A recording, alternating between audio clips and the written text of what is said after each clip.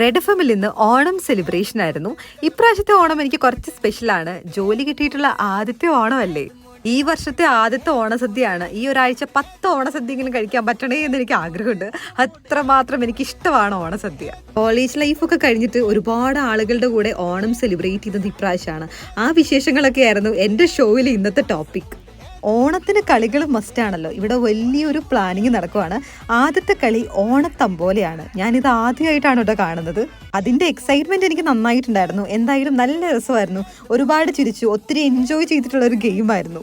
ഞാൻ ഒട്ടും എക്സ്പെക്ട് ചെയ്യാത്ത ആളായിരുന്നു വിന്നർ. അതിൻ്റെ ദേഷ്യം എനിക്ക് നന്നായിട്ടുണ്ട്.